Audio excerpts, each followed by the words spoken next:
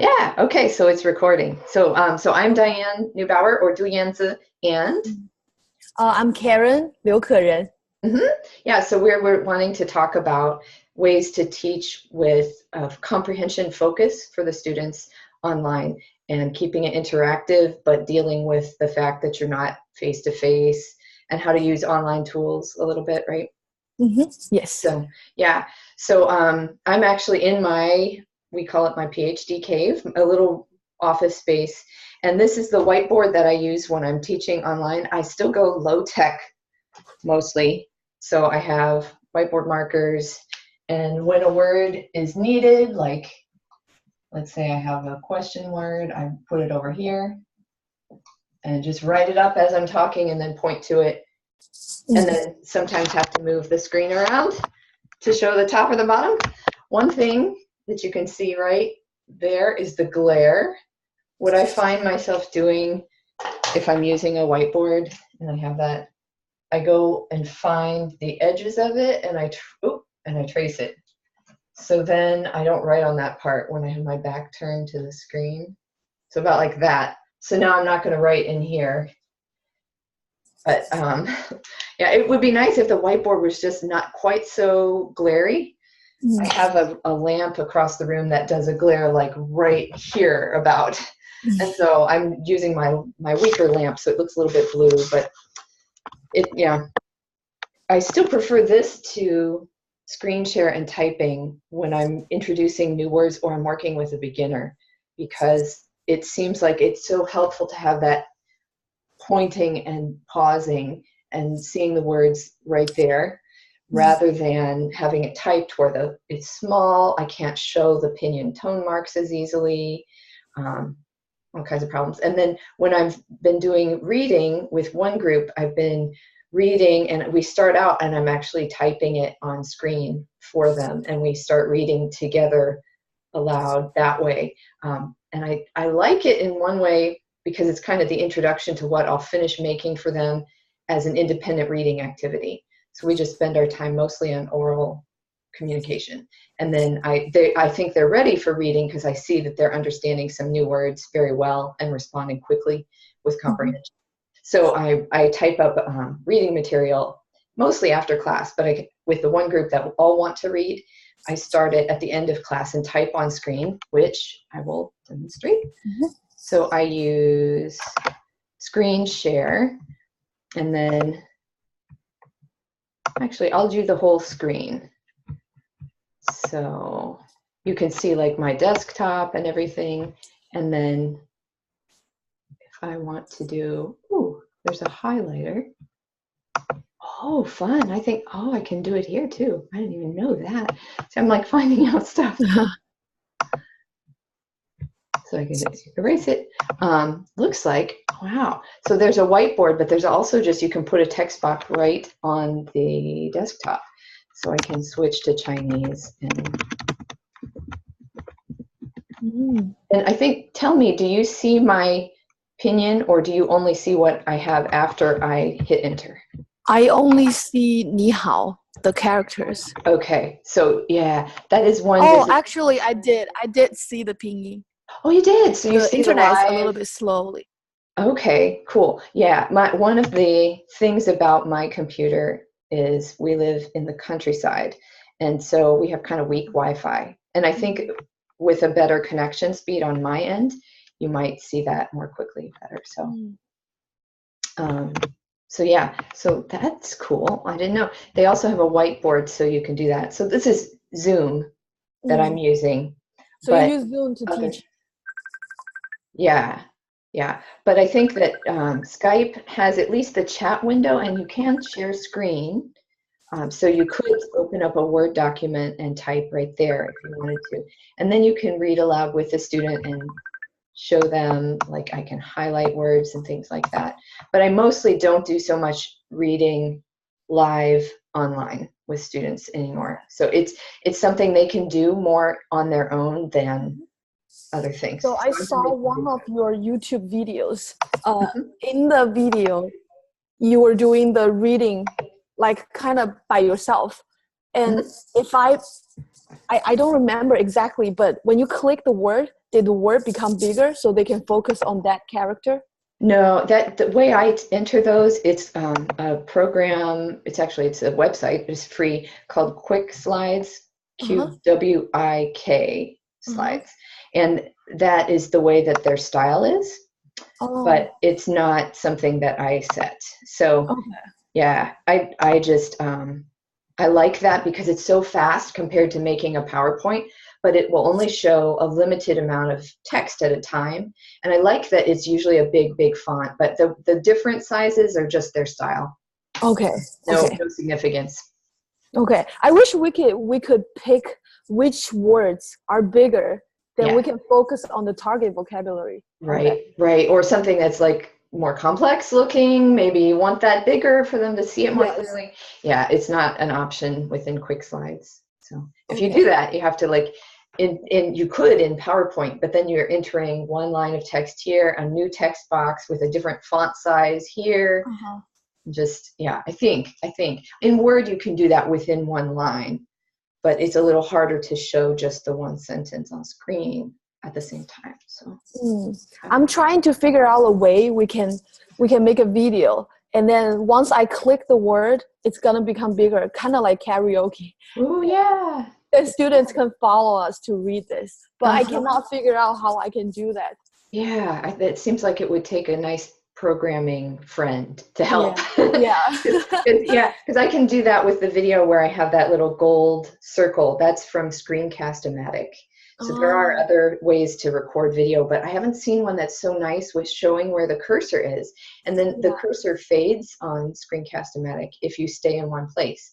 So like it doesn't always interrupt your view, but it kind of really helps track visually, I think. So I like that one too. One thing I have about like writing here, one of the things I found is, and I'll show, like there is red here. Like I can't even see it on my view of my own screen. Yeah. Let's see. Yeah, it's like really hard to see. It's very clear here live. So like colors can't really go on the whiteboard is something else I found. And I think it's just the fact that colors get washed out. Maybe it's the whiteboard, maybe it's the lighting, maybe it's the quality of the internet connection. I don't know, but I have to write all in black. And so the way I would usually do that is I would have that in a different color to show the tone. So I would have had it in green, but I have to just use that. So I'm using the capital letter system that Terry Waltz developed, but I'm not using the colors on so so that's the limit. But there are things that you can do online that you cannot do face-to-face. And you probably thought of it because you make videos. But for example, let's see if I can make this work. Oh no, it's the biggest rat I've ever seen. It's eating, so false perspective. So like let's say like we do some TPR. And so I can say, okay, make your hand really big. Okay, make your hand really small. I see. And it's kind of fun, right? So we can't like give students things, but you can pretend. So for a brain break, I've done like, okay, so I have a chocolate cake. Give the chocolate cake to someone else in the group. So Keren, here's the chocolate cake. Yeah, there you go. You got it? Okay. Yes. And then if there was somebody else in the group, you could say their name and say like, okay, here's the chocolate. You could steal some and eat it and then give it. Here's I have a really big dog, and trying to, pass it for me. Through the internet. So, if people are in a group and they're willing to do a little bit of play, that works. That's interesting. So I wonder how many students do you usually teach in a group? I've done one-on-one. I've also done, let's see, as many as 8, I think. So you just use Zoom? Yeah, I've been using Zoom because I like it. It's more stable for me in my weak Wi-Fi area than Skype was. Like with Skype, I could do one-on-one video, but once I added a third person or fourth, I really lost the connection Okay. speed and reliability. So in Zoom, if you have 8 students in the group, can we see each other on the screen? Yeah, I'm glad you brought that up because there's different options. So in my recording view, I have you and me equally in size on screen right now. If we had 6 people, we would have, in my view, I would have 6 windows, myself Okay. being, or let's see, if we had 6 connections, I would see all 6, but the students could choose that view, or they could have it be like the speaker, the meeting host view, and then have the window pop up when someone else talks. I think Okay. that's the default for the So participant. the window will automatically pops up when the other person is talking?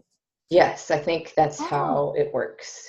And I think Skype has it that way. So I just switched my view. So I'm in a little tiny window at the top and you're in a big window. So I can see you better. If it's one-on-one, that makes more sense. Oh, I see. It does help for me to see me while I'm teaching, which at Yes. first was weird, but now it's like, okay, let's see, what's my facial expression? Like I can see if I'm communicating the thing I want to. So I like that about it too. Yeah. And you can point at the word bank easier. Exactly. I don't have to turn necessarily. Yeah. And let's see, I think, yeah, those are the only 2 screen options, screen views I have. Yeah, the other thing, if a student has sound interference or something, I can mute them or they can mute themselves.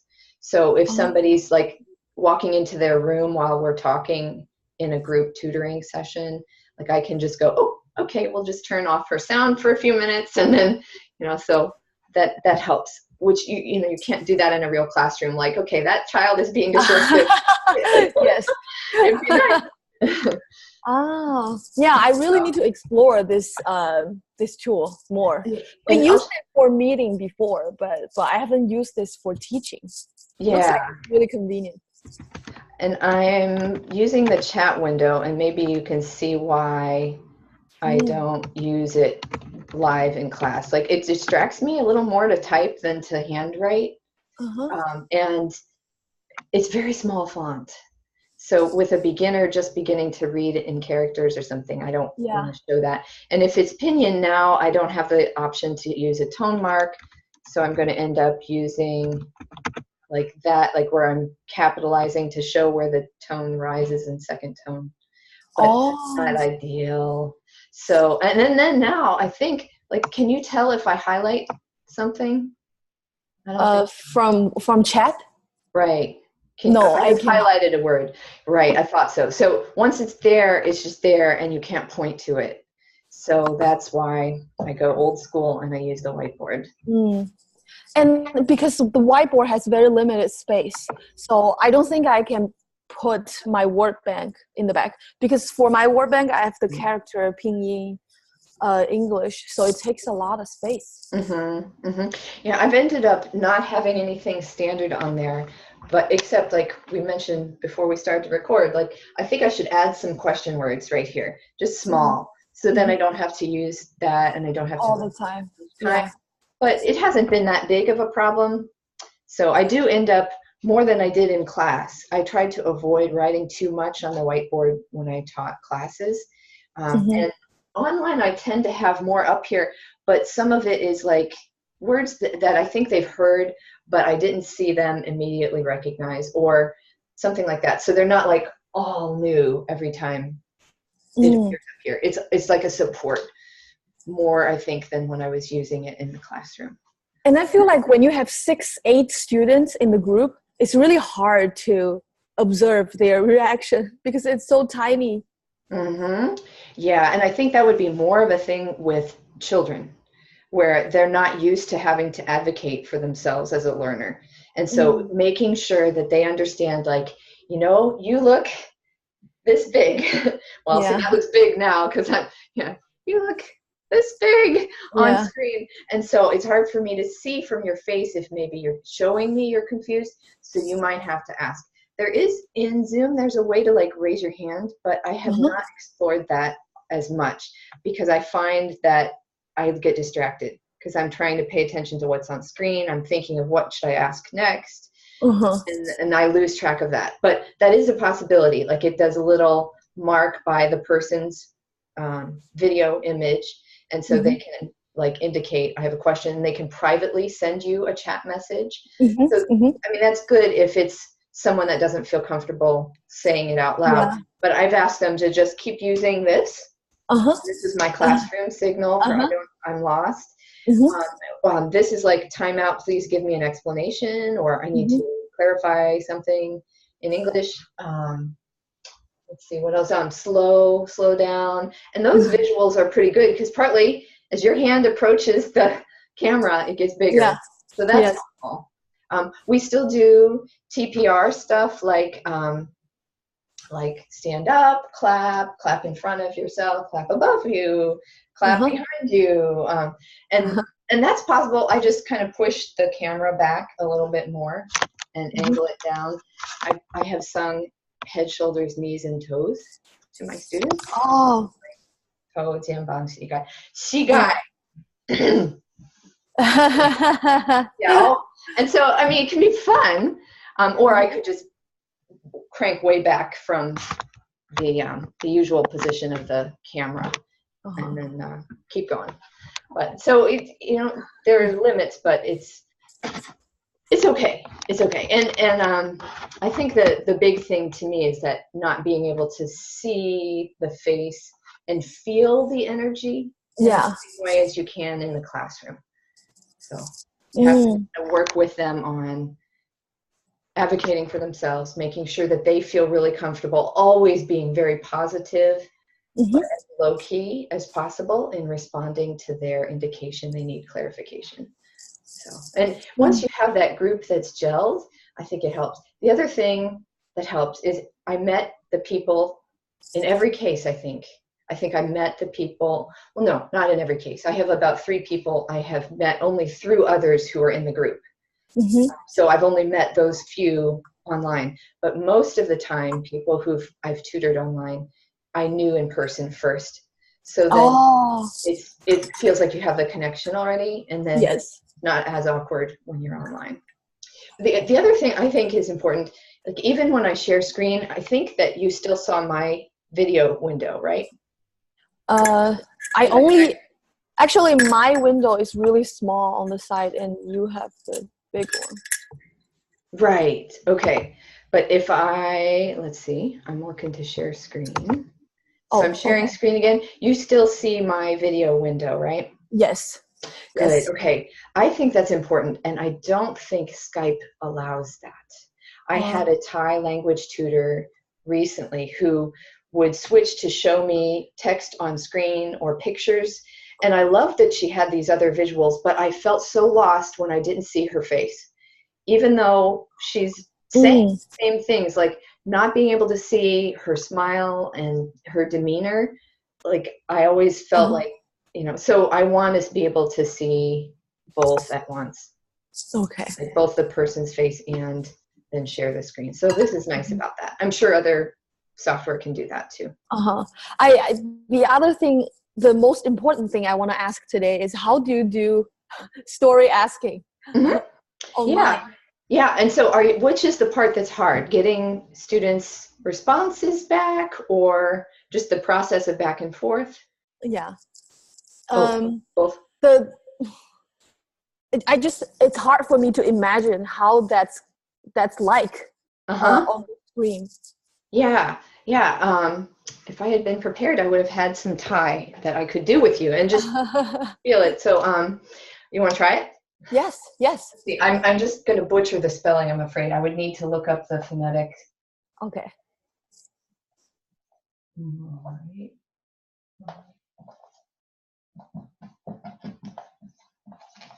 Okay. Người. Nói. Chân.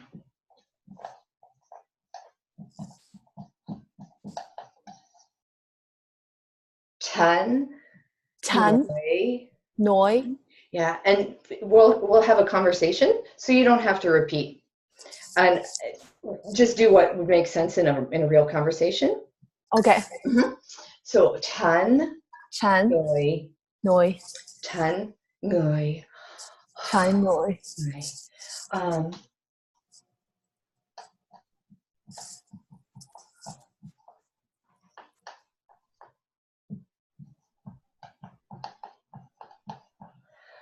Phun Phun ngồi nổi. máy. À. Phun ngồi máy. Good. 客人 ngồi. Nổi. Mm. Ừ. Chán người. Trái nổi. 客人 người. 客人nổi. Người. Tuổi.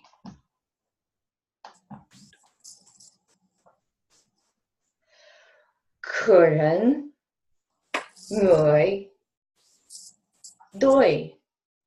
Trái máy. It's hard to see Yeah. in the bottom. I see what you mean. Does it say also? This is dying. Yeah, that's the other thing you gotta watch for. Yeah, Okay. thanks for telling me. The thing with the advocating for yourself as a student. So let's see if this one helps. Oh. Okay. Also. Okay. 对。好吧。客人 người tuổi. Trái máy. Trái. Máy Trái. Trái. Trái. Trái. Chán. Chán. Chán người máy.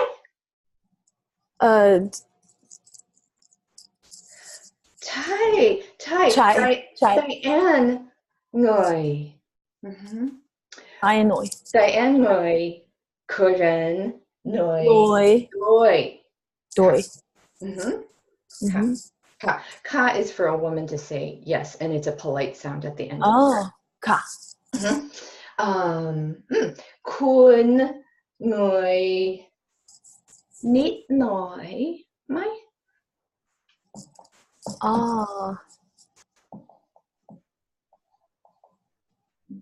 Nít nói.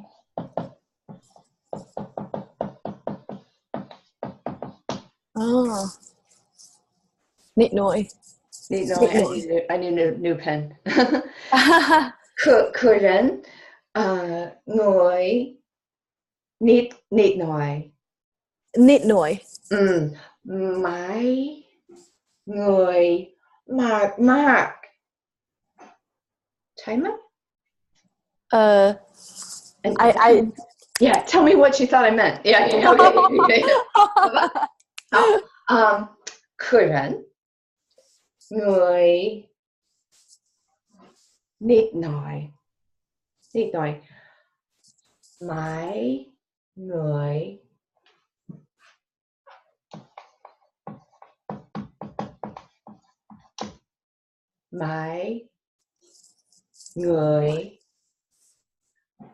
mark.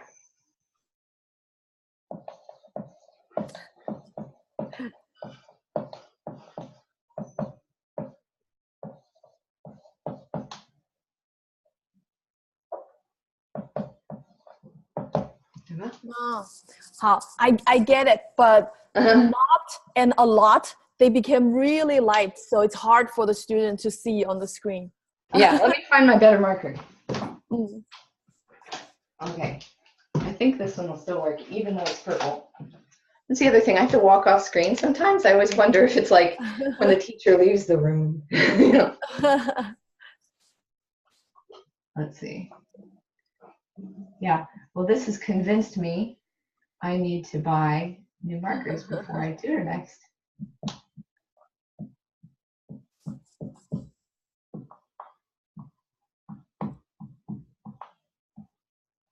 Hả ba? Rồi 客人 người nít nói. Máy người mark. Trái máy. 客人 nít nói. Nít nói. Máy người mark. Trái máy.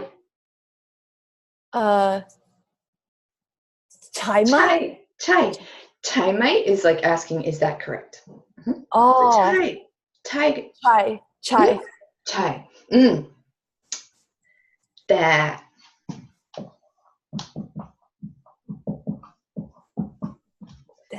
that, Mhm. Diane, người, Mark. Yeah. So, Ah, so does that make sense? Like, yes. it's the Yes. same process. It does feel different. It does feel a little bit more like I'm talking to this person down a tube and they're just this little tiny thing. But Uh-huh. yeah, it does work. Where it gets a little trickier is if I had a whole group and now I'm getting new ideas. Mm. So we're trying to decide the next thing that will happen in a story. And there's 5 people online maybe, and some are faster to respond, but then it's the same kind of thing as in a classroom. There are other ways to do it. I could have them type in a chat window what their suggestion is. They could send it to me personally or send it as a shared chat with the whole group. Mhm. Mhm. We could do it so that I call on someone, I give them think time, and I use think time like this, and then when my hand gets down to the bottom. Mm. So that's Ah. another fun one where like, you know when time is up because boop, it's gone. So, Ah. and then I ask for ideas from everyone or something. So that's Mhm. one of the things I think I need to get better at is making sure people who need more think time or are quieter get Mhm. the chance to offer Mm. ideas more. So yeah, when it's a smaller group, I don't worry as much, but it does help people, I think. I want to ask you a question that's something you may never tried before. Yeah, And if it's not comfortable with you, it's fine. I understand. yeah. I wonder, can I observe your class online or Oh, like one class? I've And had I would people ask. just mute and be quiet in the background. I could ask. I could ask them because I'm being paid by people who meet with me online, and Mhm. so I don't want to presume that that's okay Yes. with them. Yes. So Yes. maybe if you chipped in on a lesson, they wouldn't. I don't know. I don't know. Ah, But I see. yeah, the other yeah, that's probably easier. So what I do after class for them is I Yeah. record the lesson so they can go back and watch. Oh, That's another advantage of being online that you can't yes. be in a classroom as easily. You could video record your class every day and post it for absent students, but even so, like, where are you putting the camera? Like when we're online, we're actually seeing what we saw when we were online. Hmm. So when you record a lesson for the students who are not there, does the students see like other students or they only see whatever you see on your screen? They see their own view while they're in class, and then when I record it, it's my view. So Mm, they get I to see. see what I saw. So Okay. everybody is on screen all the time in my view, or almost all the time. If I share screen, it limits how many windows are open. So Hmm. I think it limits about 5 windows. Usually that's enough because even if I teach a group that's a little bigger, there are 2 people at one location, so there are 2 Hmm. people on the same camera view in a couple of Oh, the places. okay. Okay. Ah, Yeah, I see. yeah. That's And really interesting. nothing I do is perfect. So all of these things are in flux, and I'm sure that you will come up with great ideas that work for you. So, But it's like a great idea. I didn't even know how to start teaching online. So mhm. now it's more like, oh, I can imagine that. Yeah, yeah, yeah. It's not, I mean, I think the thing that I'm starting to learn is like where the advantages are. So you start out being a classroom teacher and you think, "Ugh, this is Yeah. terrible. I can't feel what I'm feeling." But there are advantages that I can do here that I couldn't do in class. I can also send files through this system, and you can in Skype too. So if you Mhm. want to send people something right away, you could, and Mhm. that's good too. Yeah, I actually really like the hand gesture, Yeah. like the brain Yeah, break. yeah. Really interesting. Yeah, Mhm. you're very creative. You can It make took time. It took time. I think I was tutoring people for about 3 years before I started to Wow. realize those things. So, So how long have you been teaching online? just one-on-one tutoring from about 4 years ago. I think is right. Wow.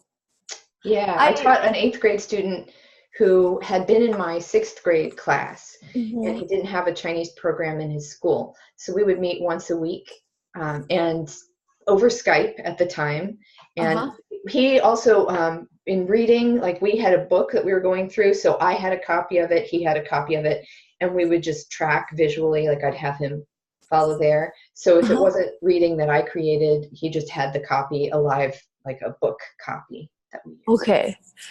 I really think this is great. I think you should keep teaching teachers how to do this, because I feel like it's the trend, because America is so big. Nobody, if I say I open a school, nobody's going to drive 2 hours to come to my class. So people will just learn everything online through videos.